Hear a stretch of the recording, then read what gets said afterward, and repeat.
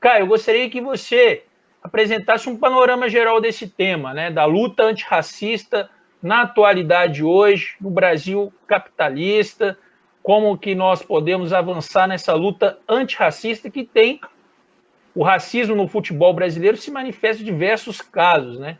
Tanto no Flamengo como em todos os times já ocorreram casos de racismo no futebol. Como que você observa aí, por exemplo, as manifestações que tiveram aí da luta antifascista, que incorporou também essa luta antirracista, tanto aqui no Brasil como no mundo inteiro. Com a palavra, tá com a bola, camarada Caio Andrade, só vitórias. Valeu, Túlio. Obrigado aí pelo convite para participar aqui do programa Futebol e Política. E como você mencionou aí inicialmente, de fato, no dia 7 de junho, nós tivemos grandes atos de cunho antirracista e antifascista no Brasil. Felizmente, esses atos contaram com uma participação muito importante das torcidas antifascistas de diversos clubes, mostrando que a luta de classes perpassa as mais diversas dimensões da sociedade, inclusive o futebol. Nem o futebol, portanto, está imune ao debate político, muito pelo contrário. O futebol é um dos terrenos aí onde essa discussão se manifesta, muitas vezes de forma muito explícita, muitas vezes de forma violenta, né? Aliás, a questão do racismo, né, ela perpassa o conjunto da sociedade brasileira, ela tem a ver com a própria estrutura da modernidade ocidental capitalista, portanto, a gente só pode entender o fenômeno do racismo no futebol se a gente contextualizar esse fenômeno dentro do processo mais amplo que diz respeito à própria formação da modernidade burguesa, dessa modernidade burguesa, sobretudo no Ocidente capitalista, né? Mas, para a gente ganhar tempo, eu vou pular aqui para alguns dados, né? Alguns dados que dizem respeito, principalmente, à realidade brasileira. A realidade brasileira que vem se mostrando, né, cada vez mais desigual e uma desigualdade que é agravada pela pandemia do novo coronavírus. É óbvio que Covid-19 não criou a exclusão social, não criou a expoliação da classe trabalhadora, mas ela de fato evidencia muito as contradições da nossa sociedade. Se a gente pegar como critério, né, como referência a questão da segurança pública no Brasil, o que nós temos de fato é uma política de genocídio do povo negro, em especial da juventude negra e periférica. A política de segurança pública no Rio de Janeiro, mas no Brasil como um todo, parte do pressuposto de que o Estado deve proteger os cidadãos de bem das chamadas classes perigosas, como dizia Alberto Passos Guimarães. E essas classes perigosas, né, são compostas notoriamente, na visão dessas elites de tradição escravocrata, pelo povo negro, né? Então, isso gera algumas consequências que a gente vai ver, eu espero poder trazer aqui nessa intervenção inicial. Mas, na própria pandemia, se a gente for ver, né, isso fica muito claro, porque a pandemia ela tem atingido, de acordo com comprovações científicas, né, das pesquisas aí da área das ciências sociais, ela está muito associada, sobretudo às mortes, à mortalidade provocada pelo coronavírus, a pessoas que utilizam transporte público e a pessoas autônomas, ou seja, homens e mulheres que vivem do trabalho informal e que são, sobretudo, negros e negras. Nós sabemos disso. Além do mais, a própria população pobre do nosso país é composta 75% por negros e pardos, né? Ainda com relação à pandemia, nós vimos que a mortalidade, o índice de mortalidade no vírus é desigual em relação à questão racial.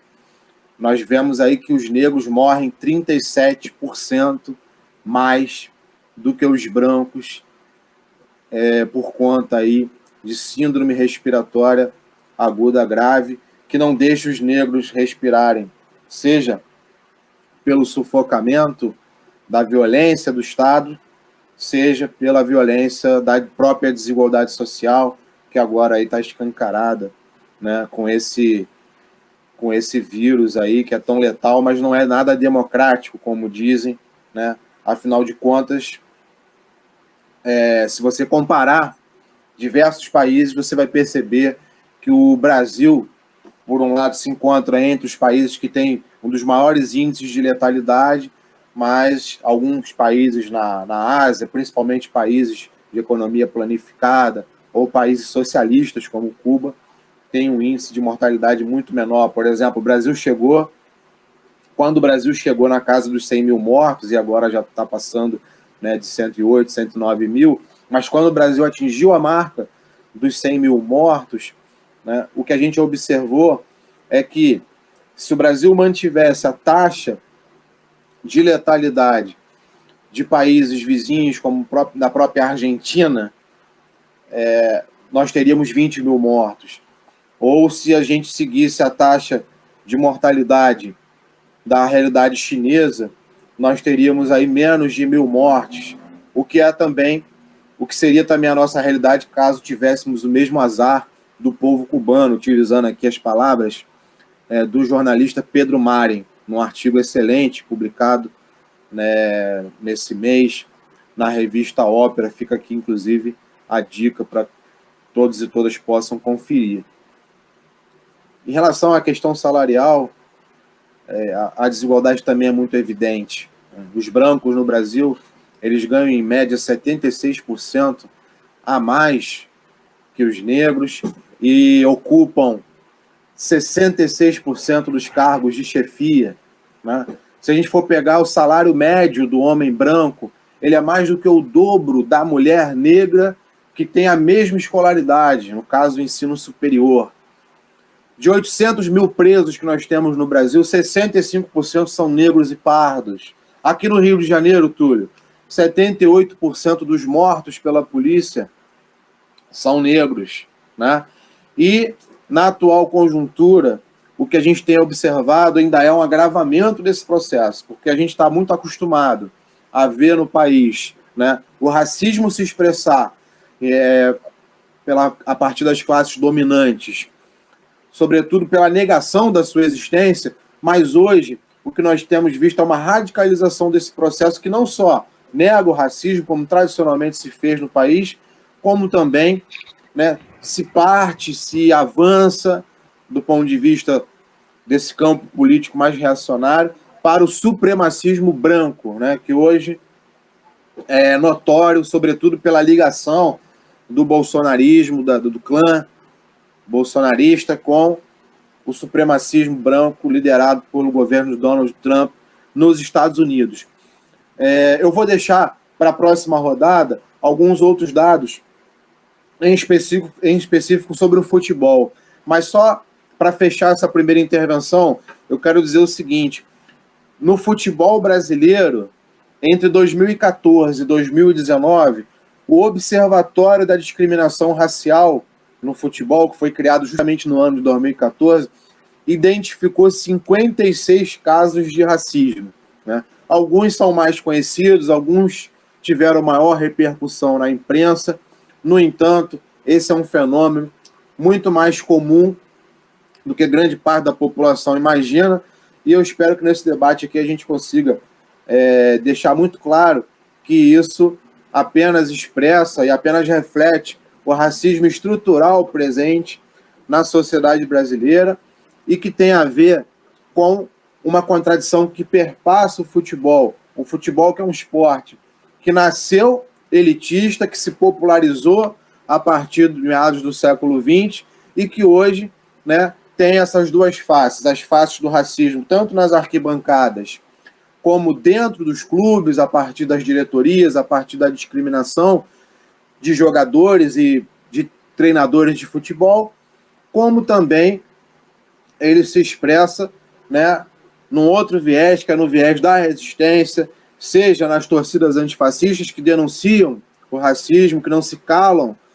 diante dessa covardia, seja também em função dos atletas que possuem uma disposição de enfrentamento maior e que acabam se arriscando, inclusive colocando em risco as suas carreiras para enfrentar a discriminação racial, podendo sofrer consequências profissionais, como, né, nós poderemos ver isso na sequência aí ao longo do debate. Mas, inicialmente, esses eram os elementos que eu queria trazer.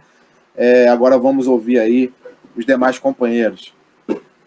Valeu, Caio. Excelente exposição aí de um tema bastante complexo e bastante presente, seja no futebol como na totalidade aí da sociedade brasileira, né? O Caio fez um panorama muito importante aí para a gente introduzir esse debate fundamental, necessário para a gente pensar um outro futebol, né? E pensar também a construção do poder popular, a construção do socialismo.